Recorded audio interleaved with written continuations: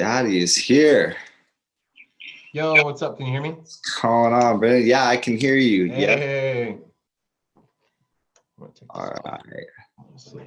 Reset our gallery. Welcome back to restarting the music hook and doing the interviews. We're starting up on a new segment here. Just so you know, I didn't buy the Prime yet, so I don't have the full recording for this one. So it'll be 40 minutes, but I feel like it'll be a good start. I feel like this isn't the only one we're gonna do together either. Sweet. Yeah, I'm always down for this kind of stuff. It's always super fun for me. So I'm super in.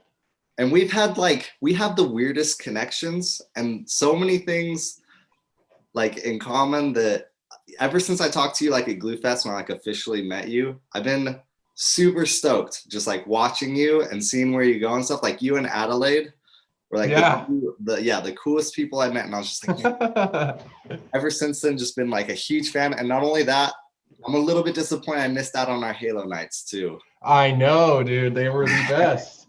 we need to do, I mean, after COVID's over, we got to do more, because that was peak humanity right there. That was peak living. Yeah, for real, right? It doesn't get better than that. Yeah, but streaming, gaming, and stuff like that is such a good idea. You're on the ball with all this, so. I know. I need to get back into it. I've been doing this podcast weekly on Scarlet 64's channel, which has been really fun. It's called Beatcast. We get like a bunch of producers and stuff. But I just built, in fact, I don't know. Let me get rid of my background here so you can see. It's kind of lackluster right now, but I just built a new studio. Mm-hmm. We just got a new house, and it's gonna be awesome. So you can see it's unfinished, but we got like the fairy lights up top, and then we're gonna be spray painting the downstairs with graffiti, and then we're gonna throw up posters from all of the concerts that I've been to in my life. So I've downloaded like 35. I've been to more, but just like the ones that have posters, right? So I downloaded like 35 files of all the concerts that I've been to. We're just gonna paste them all over the place. And the goal is to make my studio like a little pop punk, like venue bar looking type of thing. And then we're gonna put up sound treatment, and it's just gonna be awesome. Like, I'm so excited. So. Wow. Okay. Yeah, that's such a good idea. That you're gonna spray paint it, like graffiti kind of stuff, or what? Just graffiti it. Yeah. Oh yeah. I'm gonna have people come in and just help me graffiti, just like make it look really cool. Dude, I was trying to get, the Rise venue in Orem. So I was trying to get them to graffiti their entrance. You know that entrance? Yeah. That would look awesome. Yeah, I told them, I was like, you need to let the community like come in here and just paint all over the walls. And not only will you like let people know, because that venue is kind of tucked away, I was like, not only that, but you'll get people super stoked about coming here and seeing their artwork, and like it'll spread like wildfire. It was great idea. It was really hard. It never happened, but it's such a good idea. If you know anyone that's good at graffiti art, send them my way. I'll have them hire him to come down and help me make some cool stuff on the walls. Shout out. I definitely will. I bet. Yeah. My friends that watch this podcast, they definitely know somebody. Yeah, we're going to find somebody. Hey, yeah. I just want it to look awesome. I want it to be like, did you ever go to In the Venue back in the day to go like see any like hardcore or, pop punk shows like downtown Salt Lake City? Did you ever go there? I went to In the Venue to see Skizzy Mars. Okay. So were you in the big room or like the little room? We were in the big room. Okay. So my first show that I ever saw was Asking Alexandria, We Came as Romans, from first to last in the small room. And like they were literally on a platform like this high. And it was so awesome. It was what was the name of the tour? It was like Welcome to the Circus Tour or something like that. But yeah, that's solely the vibes and going forward. It's just kind of run down looking, but like just, what you're getting there. You know what I mean? You're getting some good music. You're close. Like you're actually having this kind of like bonding experience with the band right there. Oh, that's why I'm so into like local music. It's just me too. You have that like connection with the local band, and for sure afterwards you're going to be able to talk to these people. Like if you're just blown away, you get to be there. You get to share that with them. When nothing rolled through, that was my like bread and butter. We got to go out and like shake hands and talk to him. I was like, dude, when you get huge, this isn't going to be possible anymore. This is awesome, Dude, that just totally brought up a memory. So I had never been to a concert before, and I was probably, oh gosh, I don't know how old I was. I was probably like 16, maybe 17, maybe. But me and my friends were just like, okay, let's go to a concert. Like, we've never done this before. And so we were living in like Lehigh area of Utah. And we're just like, hey, let's just look up what's going on tonight. So we like went on one of the websites that shows all the concerts. And we're like, just going through the names. We're like, Imagine Dragons. That sounds stupid. Let's go see that. See what that's about. And turns out it was like a small velour show of Imagine Dragons. No way. And velour show to see Dan. And it wasn't even full. It wasn't even full. This is like when they were very first playing in Provo. And I got to meet them. I got like a bunch of signed stuff. I wish I still had it. I don't know where it went. But yeah, it was like a really fun night. I just remember Dan Reynolds was like really sweaty.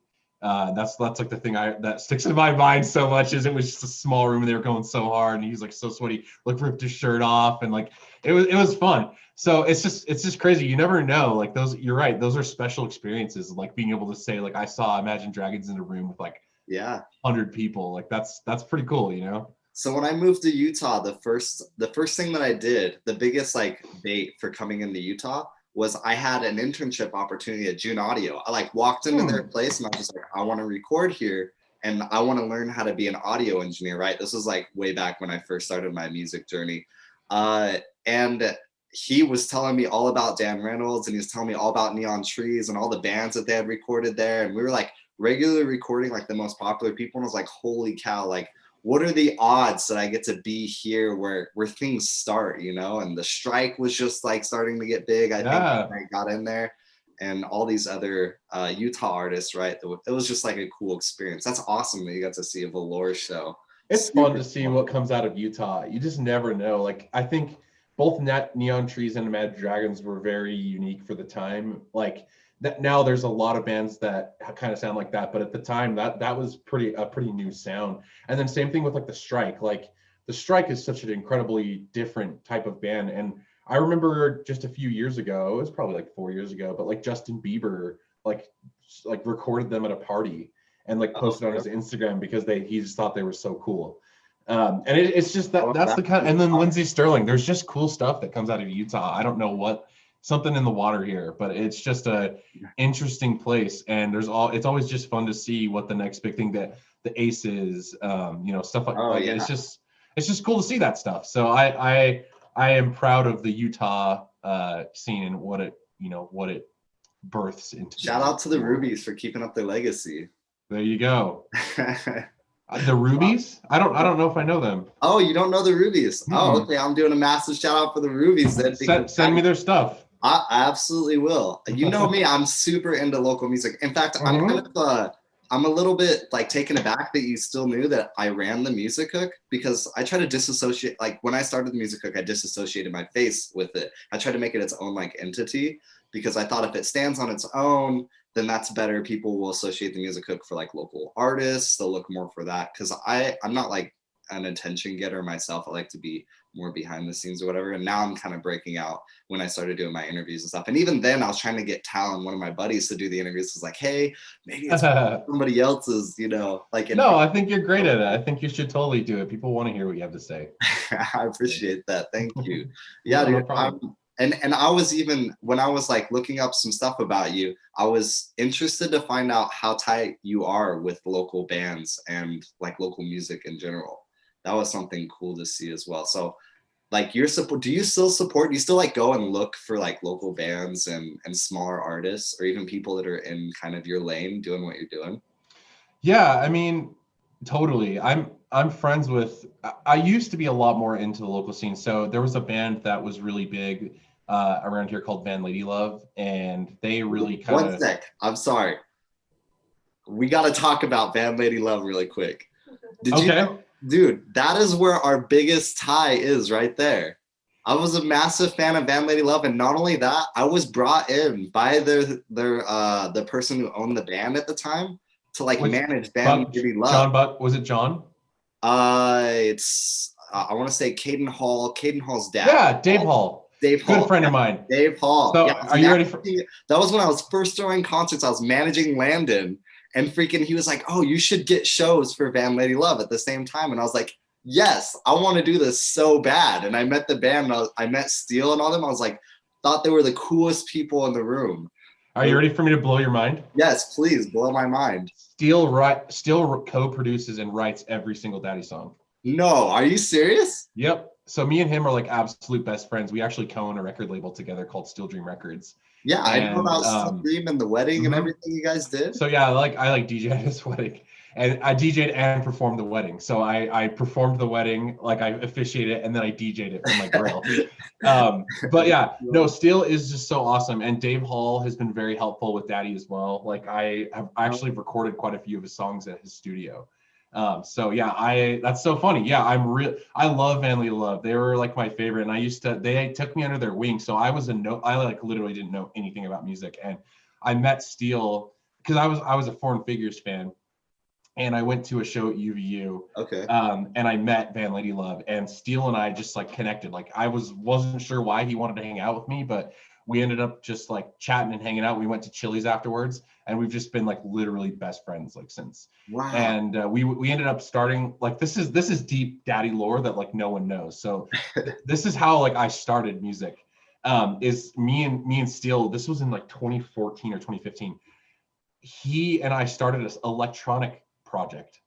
And basically what happened is, if you remember Timp Fest, it was up Provo Canyon. There was like a Timpanogos music festival that they would do in the summers. So the first one that they did, they were headlining, and it was a big festival. They were bringing in like all the local stuff. And Steele was like, hey, I'm headlining this festival. Like someone dropped out on the main stage. Like, what if we just started an electronic side project and just like played it? No. And I was like, okay. So it was about a month and a half away. So me and Steele stayed up till like 4 a.m. every night. We didn't know how to produce. We learned to produce electronic music, and it was not good. Just like on the fly. Yep. We would watch videos. We would talk about it. We'd ask people, and our project was called Plan Z. And we went and DJed Timpanogos Music Festival on the main stage for like nobody, even though it was the main stage. There was like nobody there because it was the middle of the day. But when they played, there was like 4,000 people. And then we hopped on after their set and DJed after on my first gig. It was so fun. We played shows at BYU. We opened for T Wayne. So we did that for about a year. And that's kind of how I got into electronic music production, was with Steele. And then fast forward, he now works for Mr. Beast in North Carolina. Yeah. We own this record label. I'm doing Daddy. It's been really fun to see like the progression and everything. But yeah, he plays guitar on every track. He does a lot of production. Like he's super involved with Daddy. He plays live shows with me. Like he's a huge inspiration. So, and I still keep in touch with all the Van Lady Love dudes. So bro, that is because out of everyone that is doing music in Utah, there's a few people that I can point out. I'm like, yeah, they have like a really good song and it pops off. I'm just like, oh, okay, that's cool. And I feel like for the most part, I've been pretty good at calling bands, even like across the country. And I'm just like, oh yeah, this band is going to pop off and they're going to do really good. And there's a few people who are just doing it right. And I feel like you and Steele was doing it right with his band. He really was. There was Van Lady Love, and its burial was beautiful. Like it was a beautiful ending. Like what they did was amazing, and they did what they had to, you know. And Van Hoff is still doing great stuff. So like yeah. Travis is now doing it as a solo project, and he's even like going into country, which is cool. You know what I mean? And I think everyone just went off and did their cool stuff. Like Jordan is working with Rigby Road. He does a lot of work over there. He has Mouth, which is an incredible project. He has a bunch of other stuff. So it's just cool to see everyone that was involved in that band. They're all still really successful in their own way, and I'm really grateful to have had Steele like work with me, because I do look up to him. I still look up to him, and the fact that he's signed my project to his, and I guess co-signed because we both kind of own the label, but that he's working on it. It makes me happy too. It makes me excited too. Yeah, and you're making all the right moves. In my opinion, you make a lot of good decisions to work with people. And even when you came out and you're like, oh, I'm working with Escape the Fates. Were you working with Craig? Right? Yeah, Craig Reynolds. Yeah, Yeah. Craig Mabbitt. We still probably will do something. It's just there's been some stuff that's pushed it back, but I hope to very soon be able to do something with Craig. It's fun, dude. That's totally cool. This is what makes it fun. You know what I mean? Yeah, we're just shooting the breeze. And this is the way I like to roll things. Honestly, I I admire all those people who just have like normal conversations that are super interesting about life. And I really hope to kind of like get to that level where it's just, you know, a respectable conversation that people are learning more about you and they're more like it goes past the music, but it also still supports, you know, strongly the music. Well, it was really fun to share my story about like how I met Steele and how I got into music, because I don't think I've ever told that story as Daddy before. Oh, So no? yeah, I don't think a lot of people know like my story really about how I started getting into electronic music and producing, and where he mentored me, like he taught me to produce. And then I kind of like went off and learned from other people as well. But he really was my first mentor that really gave me the foundation for how I work today, which is really cool. Well, and I wanted to bring up something. And again, if this is like too personal or too far, I feel like I was like looking up on the internet. I was just like kind of going through, you know, like who is Daddy? Where did he come from? And I found out that like you support a lot of different causes. And not only that, but you've been like really into giving back and supporting the community since like second grade. Yeah, you found that out, huh? About? Yeah, I know exactly what you're talking about. No, I'm totally happy to talk about that if you want to. Yeah, dude, what like that was awesome. If you want to explain it. Yeah, so this is kind of a little known fact about me, but when I was 7 years, I've always liked music, and my mom, she passed away when I was 11 actually, but she was a musical genius. She had perfect pitch. She had a full ride vocal performance scholarship to the University of Utah. She was just an amazing writer and piano player and vocalist. And so basically what happened was I remember like really vividly when 9/11 happened. I was upstairs in our room, and I like watched the plane like hit the tower, or one of the planes hit the tower. And I was 7 at the time, and I was just barely getting to the point where I kind of understood that what just happened was like bad, like someone just hurt someone else. And it really like hit me, like it really hit me.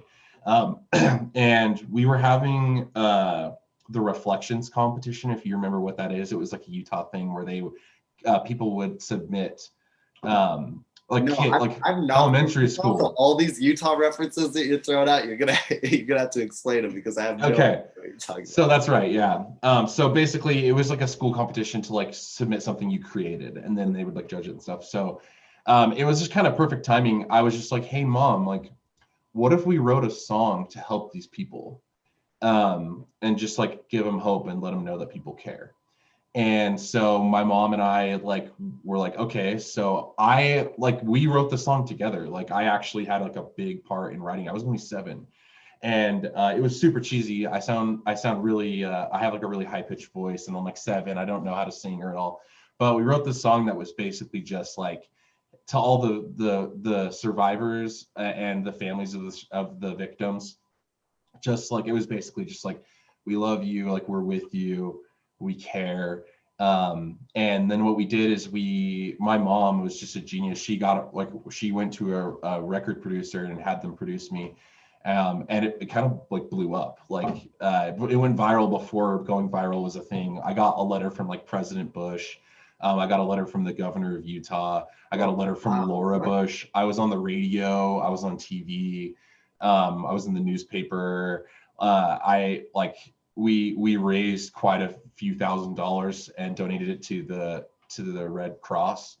And that was really my first time. That was my first exposure to like what I'm doing now. And I don't want to get too sappy or anything like that, but that's always kind of been my goal. I've had a really difficult life, and I don't always talk about it, but like my mom, the one that helped me, she committed suicide when I was 11. She was addicted to drugs and she had mental illness, and it eventually led to her, and her depression leading to suicide. I had a really rough home. I haven't had a good relationship with my father or my stepmother, and I just kind of moved around a lot, and I haven't had a lot of stability. And music has just been one of those things that's always kept me kind of grounded. And so I wouldn't say it's not always like as altruistic as it sounds, but I really do love to create music so that other people can connect with it. One of the reasons I was so drawn to emo pop punk music is because right after that time, and again, this is getting really deep, so if you don't want to share this, you don't have to, but one of the reasons that I'm so into pop punk and this emo stuff is because like I said, my mom died when I was 11, and then when I went to like 12, 13, 14, that's when this music was getting big. So I started with like Bull for My Valentine, then to like Red Jumpsuit Apparatus. And then I really fell into place with like Asking Alexandria, Bring Me the Horizon, Escape the Fate, like just those harder bands. And We Came as Romans was like a really influential one for me. And they were really positive. They really had a lot of good messages. And when I was in like one of the darkest places of my life, I just remember like I would just lay in my bed in the dark and I would just blast music. And that was like the only thing at the time that brought me like a semblance of peace. And so that's really why I think it's cemented itself so much in my heart of like what I feel like I want to create, is because that really spoke to me in a dark place. And I do want to be there for people who had that experience like me. Like I kind of want to be the next generation that can maybe help another kid that's going through something really hard. And so yeah, that's a big motivation for me. And that part of the story, I think, can help you understand a little bit about, like, I've been doing this for a little bit, and Yeah. I don't know, it's a journey, but yeah, I like to support like mental health foundations and addiction and recovery foundations, and all sorts of stuff. Like we just did a really cool festival this year on Twitch that we raised $10,000 for the Pank One Pancreatic Cancer Foundation. And so I just, whatever we can do to help and give back. I'm really grateful for the life that I have now. And I just want to make sure that I, do my due diligence in giving back. Yeah, that's so interesting how like, because I as well, I grew up, like I haven't talked to my dad in 10 years. I don't even really know where he is or what he's doing. And I feel like when my mom left my dad, like it kind of contributed to me, like kind of getting into the scene and I was that kid with like long suede hair and was hanging out with like all the troublemakers and stuff, and doing all just doing crazy stuff in school. And I always wanted to be in the screamo bands. Like I saw a bunch of people that were always, playing, and I was always getting invited to shows, and I just thought it was like the coolest thing in the world. And Under Oath was the one that like hit it for me. Like Aaron Gillespie was my role model. Like when you did that project, that Goodbye project that you have out now, I just couldn't believe it. I was in shock. I was like, I can't believe he's accessible. Like you can get to Aaron Gillespie, you can like make music with Aaron Gillespie. That's something that never really crossed my mind. I've always put him on kind of this pedestal because he's a genius at the drums. Like his drumming is crazy good, but then he's even better at the guitar and singing. Like his lyrical understanding is like creating melodies and stuff like that. And his memorable content is just crazy off the charts. But I still think it's just so unbelievably fascinating how like kind of your childhood and things that happen to you bring you to that sort of a music, like the emo music, the emotional music, because that stuff really, everybody views it as like so dark and so bad or whatever, but I feel like it helped me more than anything. I feel like that was it's not crutch. Yeah, it's not for everyone. I think it is for a specific, and it can be like, I think like All Time Lows on the radio right now, like they are like topping the charts, which is so cool. I really feel like rock is going to have a big resurgence, and so is pop punk. Maybe not screamo, right? Maybe not like the heavy stuff, but the scene is coming back, and I think we're going to see that a lot. And I totally understand and feel what you're saying. I feel the same way. So, and working with Aaron, like that was just so cool. Like I'm so grateful. Like obviously, I've been able to have some really cool people sing on my songs, and I'm just really grateful that they've taken the chance on me, that they like my music enough to like give me a shot.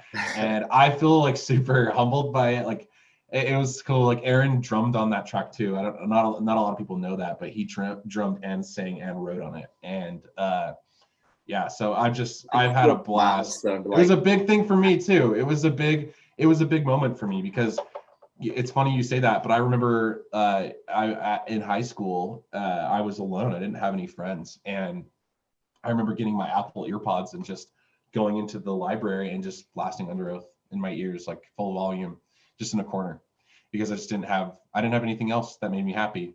And so being able to fast forward and just, and I think that's really kind of poetic in a way, where it's just like things were so bad then, like they were so bad, and they got better to the point where I was like, I get to work with those people that inspired me. Yeah. And it's just like, I really think life can get like so much better than we think it can, because like if someone would have told me, hey, you're going to be working with Aaron in the future, I genuinely wouldn't have believed it. Like I wouldn't even be able to connect those dots of how I would possibly end up doing that someday. And so it's just, yeah, it's never as dark as it seems. And I really feel like, there's a place for everyone. And I think that, like you and me, like that, the emo and rock and metal scene is a really encouraging and uplifting and positive place, a lot more than people think it is. Yeah, 100%. And not only that, like that's such a good message to put out there, because when I started writing music, my goal was, okay, I'm gonna look for me in the audience. I'm gonna look for that kid that's going through the same crap that I went through, that has like the same, that has something maybe even worse than I do. And if I can just connect to him and somehow like do for him what all these other people did for me, then that's my job. That's it. Like that is, I'm like completing my purpose, right? And that for me was just the entire motivation. And when I like listen to your music and I hear your story, I kind of see a little bit of that in you too. And you're not just saying it, like you're an OG. That's why I brought up the whole second grade thing. I'm like, this is something that started really early for you. And it like lasted even, I was going through, I'm kind of a creep. I went through your video when you were doing like the anti-drug abuse in high school and stuff, and I was just like amazed that you stick to your causes. You like choose things that mean things for you, and you're not afraid to like put it out there and speak about it, and then push really hard to get the message through to other people. And like that's such an honorable thing that a lot of people aren't doing that. They're just they're throwing music out there, and they have like one great hit or whatever, but it gives so much more meaning and content to what you're doing and you as a person when you're out there supporting your community, and you're supporting the things that are close to you. That's not to say these other artists aren't doing it, because there's a lot of good things that happen behind closed doors. That people just don't talk about, like money they give away or proceeds and stuff like that. And it's not to take it away, but like Post Malone said on his Instagram when he was talking about the whole like racial divide that was happening in the country, is like, a platform is such a horrible thing to waste.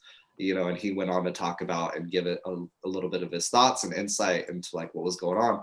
And I think that's, that rings true so hard. And you stayed true no matter how big your audience is. And that's why I have so much respect and so much excitement to like talk to you. It's just because you're a real person. Like you haven't changed. You know what I mean? Like that's a principle inside of Daddy. Dude, you're not gonna make me emotional. Like really, I really appreciate that, man. Like I've been working really hard for a long time to give people that feeling and that message, because I have had a really difficult life, and I want to make the world a little bit a better place in like whatever small piece I can. So yeah, thank you. Like thank you for saying that, and like caring enough to look back and like see my story, because that's just really cool.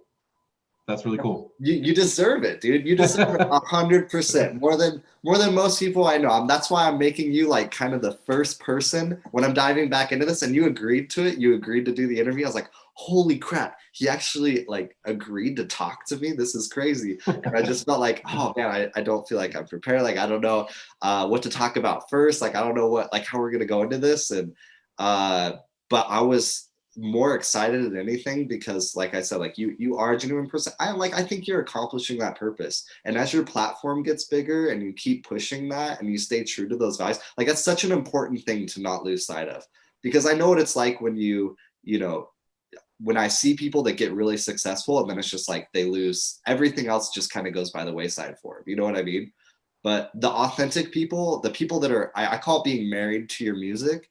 Because if you're actually, there are some people that are just there for the good times, and you can know when they're having a bad time. Even the famous people, I've met like a few famous people, and they're just not married to the music. But like the people who are married, they're there for the bad times and the good times. You know what I mean? Like when the bad comes, they're still living in a way, you know what I mean? They still have their life. And then when the good times come through, I mean, it's the same thing. They're still having, they're cruising, they're even on another level. And that's just like such a cool thing to see, is when people take music to, you know, the next level of life, you know, they're living it. That's why I think it's so awesome that I get to work with Steele on this project, and he really has always mentored me and will always mentor me because he's older than me. Because I mean, I have been able to have him knock my ego down when I need it. And Okay. I mean, we all have an ego, and I think that he always tells me when I'm being an idiot, and he's not afraid to tell me that, and basically be like, dude, I believe in you, but like, you know, I've been through this. Like I know like what this looks like, and like you know, I can help you. And I have a couple of other friends who have also been very successful, that have been very instrumental in helping Daddy grow and form and shape. And it's the same thing. That's one big thing that I would advise anybody is getting into music, is find somebody who's been successful, that's humble, and you know, just ask them and learn like what they did, how they did it, and how they handled it. Because it can get really easy to lose yourself and you know, what you did this for. And as that happens, then your music starts declining, your health starts declining, your joy for it starts declining, and it can be a really fast, slippery slope. But I think that everyone can benefit from having a core value or core desire for their project that is a little more than just releasing music. And I think that you know, I think that can carry you through some of the incredibly difficult obstacles of being an artist, because it is. I'm a dad. I have a job, a full-time job, and I do this, and I own a record label. And so I'm just really busy, like all the time. My dad, a husband, and I have a job and do this. And so it's just like, I don't have time to waste. I try to go as hard as I can, and I have a great team that helps me out. And so overall, I guess what I'm just trying to say is I'm really blessed, and I really think that anyone who can, you know, anyone who wants to make a difference can. It just takes time, and it takes a good team of people that you trust. So I don't really know what else to say on that, but that's kind No, of yeah, my that's thoughts. great advice for like especially up and coming musicians, because people around here are wondering, you know, I feel like daddy is the next phase. After you start making music, you want to get to like daddy status, and then, you know, wherever that goes from there. I feel like you are the next step, that a lot of people who are going to be watching this interview are going to be like, okay, how do I get to where he's at right now? Because I mean, and you don't have to be humble about this at all, but like you're elevated. You've gotten to another stage. You've kind of broken through the initial sphere, which is really hard, which is like making the connections and understanding, you know, getting that routine down of work. And a lot of musicians are kind of just, they get stuck, they plateau at like, all right, we enveloped our state and now we can play, you know, music all over here. How do we go beyond that? And a lot of people are going to like look at what you just said, and they're going to evaluate their team and evaluate the people around them, and hopefully make that decision as to who they can add and how they can, you know, develop to get past that.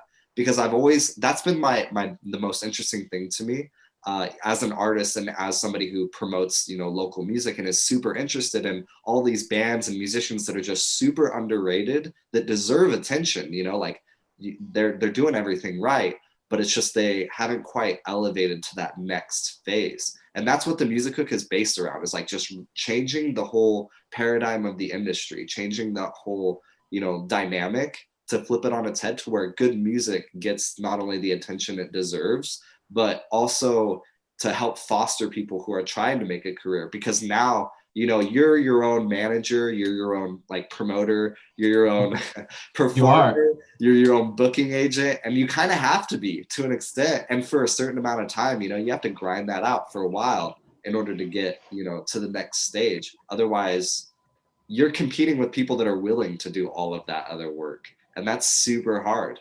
Because I see so many musicians all the time that are looking for managers, they're looking Do for you a record deal. do you want to hear my advice for starting musicians and Absolutely. how to do this? Because I I've been thinking about this a lot actually recently, and just how like decisions I've made that have changed the game for me.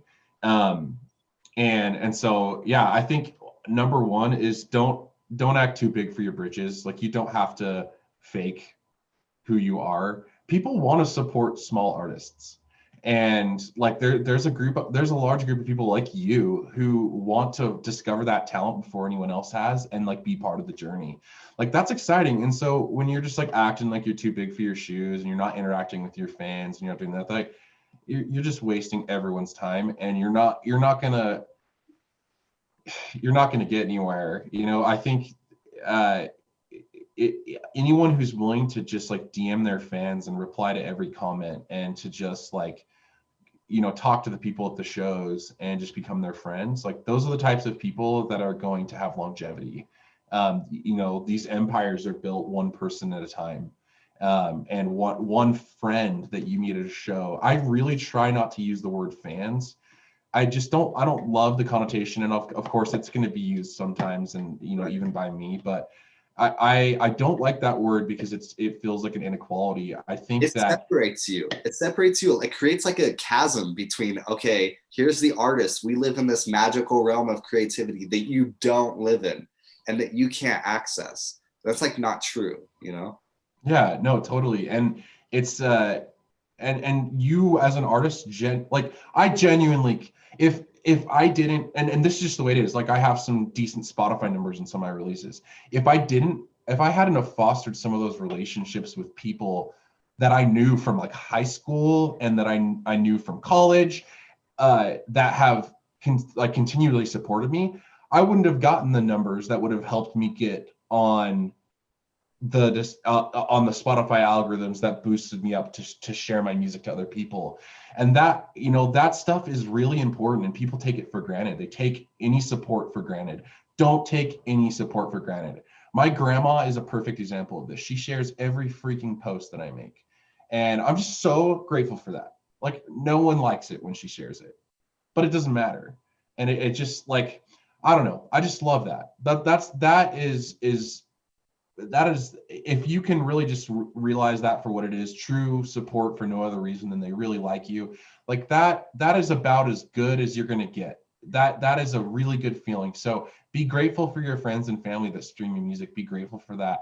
Make sure to thank them often for it, and foster that relationship with the people that support you, because that's all you really have at the end of the day. That's And all you have. don't you think that like when things go south too, that really is all that you have? It's just the memory of like that happened, you know? Yep. And there's no line between you and the crowd when you're performing. There's no line between you and the people on the streets. Like at the end of the day, after you step off stage or after you Same get person. off your Instagram account, Shop at the same stores. It's the same. yeah, you walk the same earth. Like, don't you think that just makes a world of difference when those people are still there? You know, after you've done something like messed up, or you maybe one of your songs flopped or whatever, and you have these people that are just, you know, ride or die, like to the end kind of people. That's the best, man. Those are the people that really care. And I just love it. I'm really grateful for all the people that support me. I mean, like, I'm not a big artist, but I have some people that have really supported me and shown up for me. And there's times where I'm just feeling super depressed and sad, and I'll just have somebody post something on their story, like just sharing a thought about one of my songs. And that literally means like a lot to me. Like it has before like changed my mood and changed my day. Like it can really make a difference to these people that are trying. It's a very difficult thing to create music.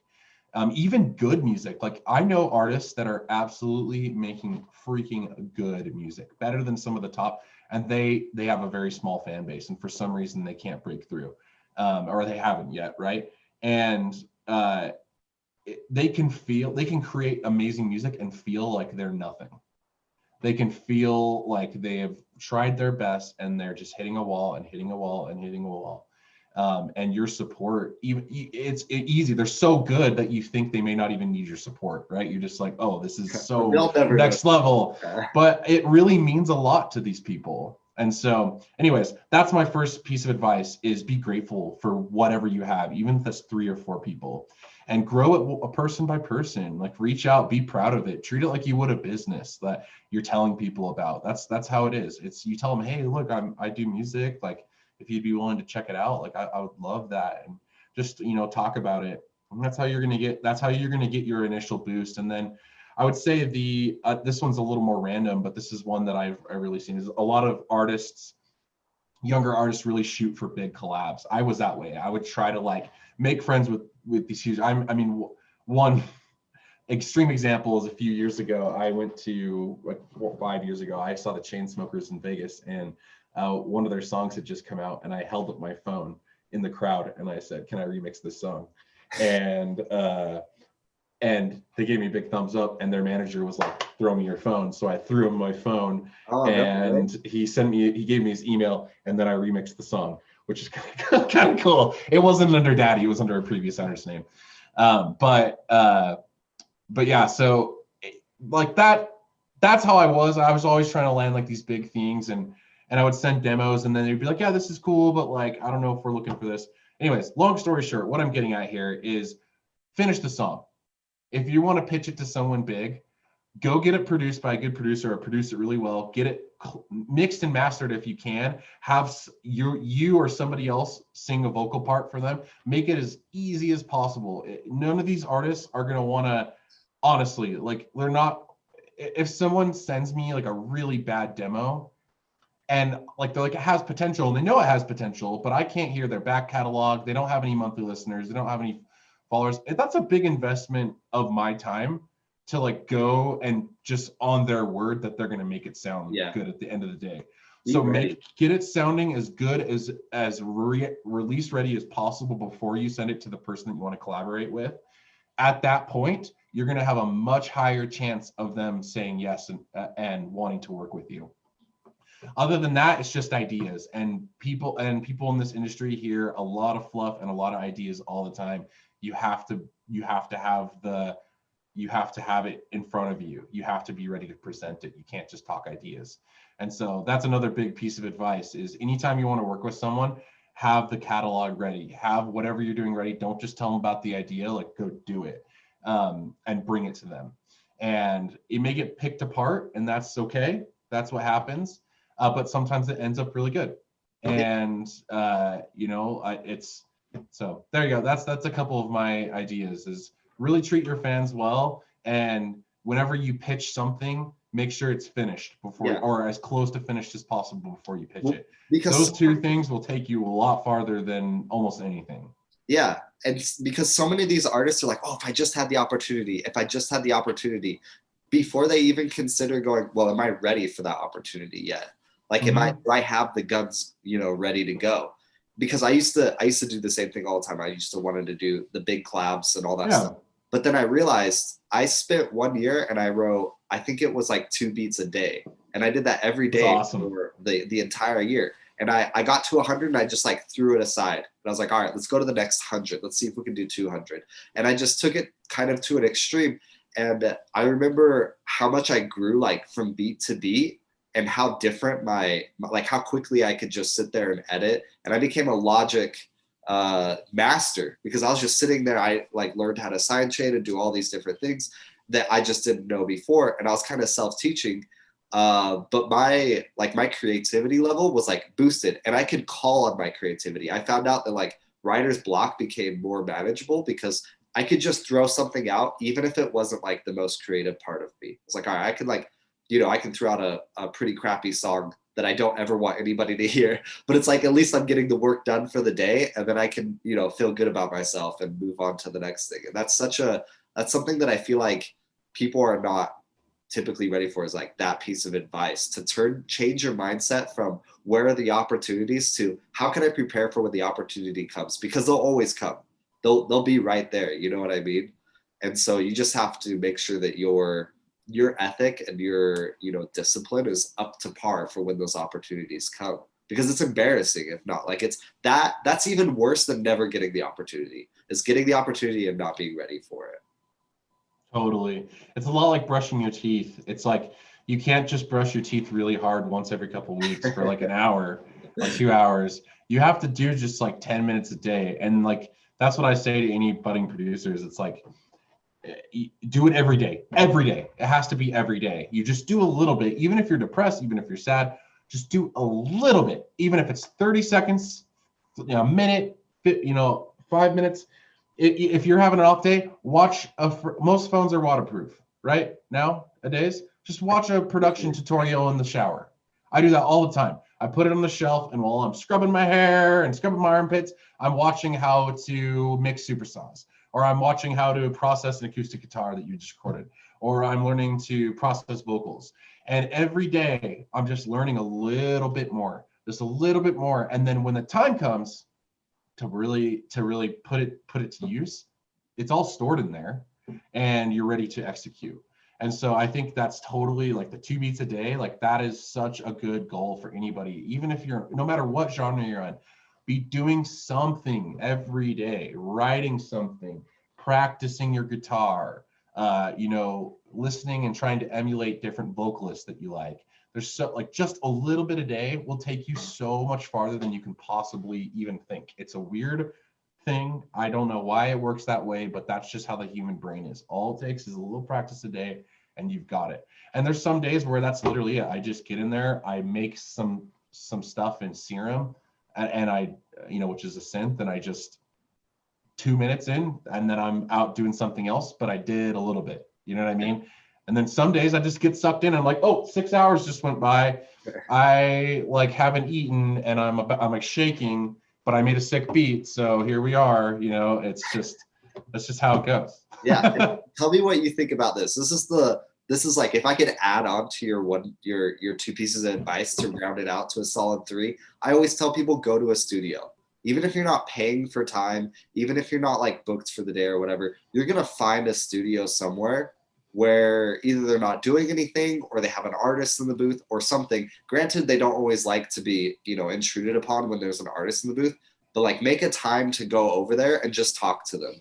Like just talk to them about, the space, talk to them about, feel it out, and talk to them about recording and your ideas, because those people are in, you know what I mean? They're on the inside, and they are some of the best guides and some of the best advice givers as far as watching how things work and helping you to prep and giving you that confidence you need, because that's where I realized that I could first do anything. When I got into a studio, I was like, oh, these people are not inaccessible. These people are not, this world is not something that is unobtainable. You have to just have the work ethic. And granted, yeah, sometimes you have to have the money to be able to pay into it so you can get your projects done and pay for certain things to get done.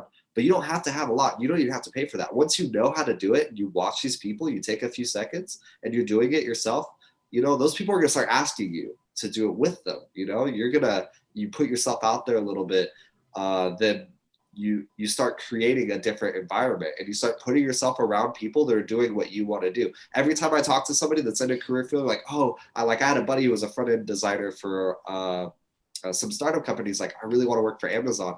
And I just told him, like, dude, walk in the doors and go meet the secretary, then meet somebody else, then meet somebody new, but be around the people that you want to like work with, that you want to be around. Because if you're not surrounded by those people, then you're going to kind of follow the direction.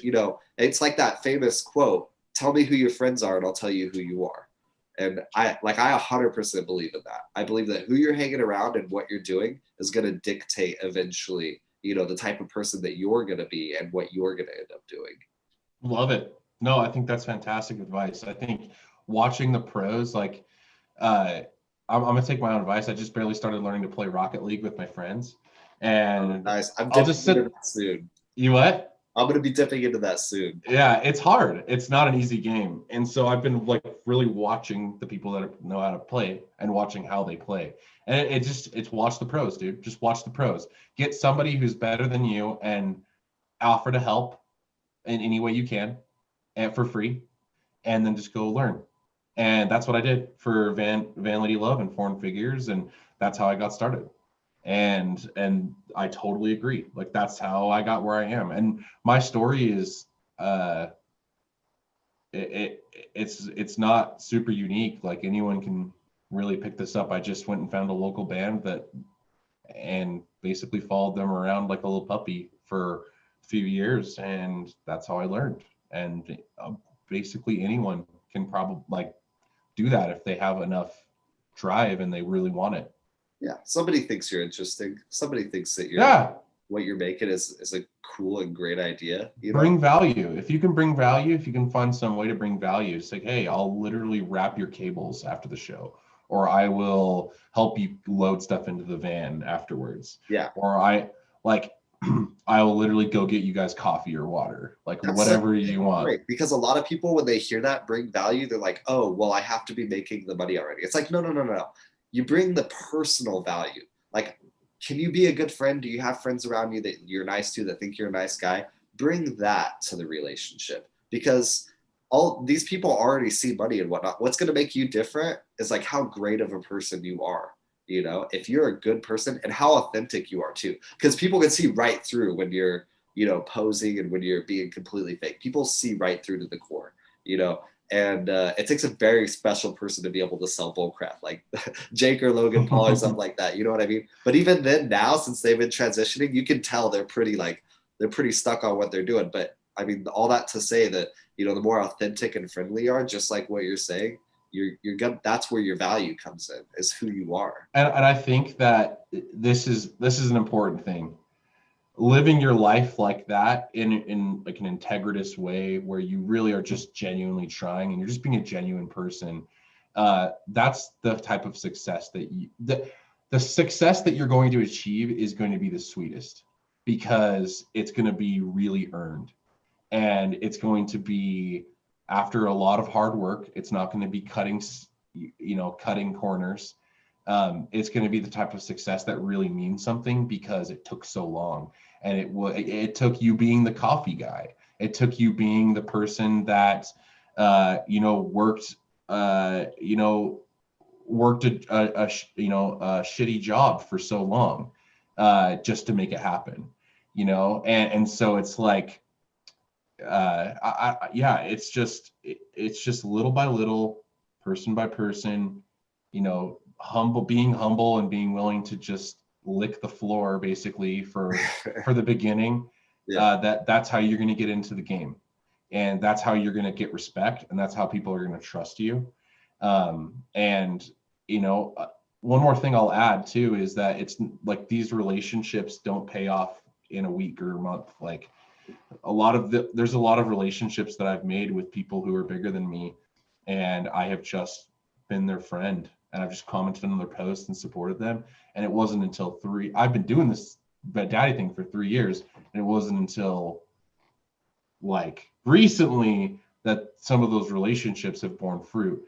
And it kind of got to the point where I realized, hey, you know what, this thing I want to work with them. It may never happen, but it doesn't matter. I love them. I support their music. And so I'm just going to keep being a fan. And then they'll come to you and ask you.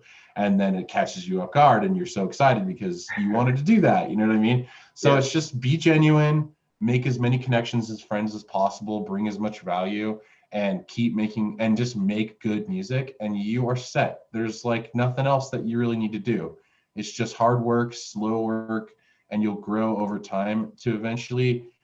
I mean, there's so many good artists that have done it this way that are just really awesome. It's just totally attainable. Anyone can do it. Anyone can do it. Wow, I'm glad that we are kind of ending this off in a very daddy way of like giving them advice, giving people advice, sharing your wisdom. I think that is awesome. I think that's a high note to really to end things off here. I feel like we need to have another interview. I feel like let's do it. That is imminent. But before we close, I kind of want to do the Sean Evans thing and say, Daddy, I want to give you your time to announce what you have going on and to let the people know what's going on in Daddy's world and what's up with you. Heck yeah. Well, thank you for having me on. Like, this was a really good interview. This is one of the better interviews I've ever done before. So I had a lot of fun. I felt like I could share, and I had a lot of good stuff to come to mind. So appreciate it for having me on. That was really fun. We only scratched the surface. Yeah, we got more to talk about. No, I mean, my song with Aaron Gillespie just dropped last month. So go check that out. It's called Goodbye. It's awesome. I had a lot of fun making it. It's on Spotify. It's everywhere. And then, I've got a song with Kellen Quinn from Sleeping with Sirens and Caslow coming out in the near future. We haven't announced the date yet, but that will be really cool. And then, yeah, I just got a lot of really good new music coming in 2021, a lot of new experimentation. I'm really this year just kind of gonna just go with what I want to do and what I feel. And some of that's gonna be heavier music, and some of that's gonna be more poppy music, and some of it's gonna be whatever I want. Like I don't want to spoil too much, but I'm working on a Western metal dubstep track, and it's freaking sweet. And I know it sounds weird, but just wait, okay? I Just feel a wait. little Nas shift. Exactly. Coming And up. it believe it or not, it wasn't even at first inspired by Lil Nas. I just found this loop that sounded amazing. And there was this old Western movie that my grandpa showed me that I loved called High Noon. And it's Gary Cooper, and he has to defend his town from an outlaw. He's a sheriff. Oh, really? And so I found out it was in public domain, so I like used a little soundbite from it. But we've been working on it, and it is just so funny, man. And so I just want to have fun with it. I'm gonna do a goofy track. I'm daddy, like humor and comedy is like part of it. So we're just gonna make it like off the wall crazy. But yeah, it's just gonna be a good year. I mean, there lots of serious stuff too. It's not gonna be just weird stuff like that. But lots of really really fun new music, and then hopefully, I really would like to get back to playing shows once the vaccine has been distributed, because I miss shows a lot. I miss going to shows. I miss performing too. I'm jonesing to see some stuff right now. There's a lot to catch up on since the pandemic has ensued, you know. I know it's been such a brutal time for the music industry and for everyone, but especially entertainment. And it has just been hearing the horror stories from all my friends. You know, I was talking to a friend about this. I'm really grateful that I'm not full-time music, because if I had gone full-time music like last year, I would be destitute. But like, and some of my friends are going full-time. I was like, I just wish I could go full-time music. And now 2020 happens, and I'm like, whew, like I'm really glad I wasn't full-time music yet, you know. And a lot of my friends have been really affected, and so I really hope things get back to normal soon, and that, you know, we're able to get back into shows, because I think the world needs that. Yeah, we'll have to talk about getting Steele on when we talk again, or, you know. I'm sure I'm 100% sure Steele would come on. So maybe we could do another interview, and we'll have him come on. In fact, he's flying back to Utah on January 4th or 3rd. So if you want to maybe think about doing that, maybe we could even be in the same room and join in. Yeah, absolutely. I really want to transition into having in-person interviews again, because I feel like it's a little bit different online. It's just kind of a different feel. It's a different conversation, you know. It's a little bit more, there's this thing dividing us right now. Yeah. I totally understand. But well, cool. Well, thank you again. Like, this was really fun. Awesome. I'm glad you enjoyed it. And okay, so oh shoot, now I just got to work on ending my interview. Hey guys, thanks for joining us on our first interview back. Special thank you to Daddy for letting us interview him. You can find all of his links and social media in the description below, as well as on Instagram. We run different competitions where you can submit your music for free. We will do a blast or pass on it. And we also do different kinds of competitions to award money and help you get user feedback. Also, we post pretty regularly. We're going to be posting every week and every day on our Instagram. And then we will also be doing competitions on YouTube, battle the bands and things like that. So look out for those in the near future. And feel free to email us any links to your music if you want to be featured on our Instagram, just with your name, your location, your city and state, or country, even where you're from, and go ahead and include your socials in there, and we will look into it and post it onto our social media. And like and subscribe to the video if you enjoyed watching it. Really helps us out.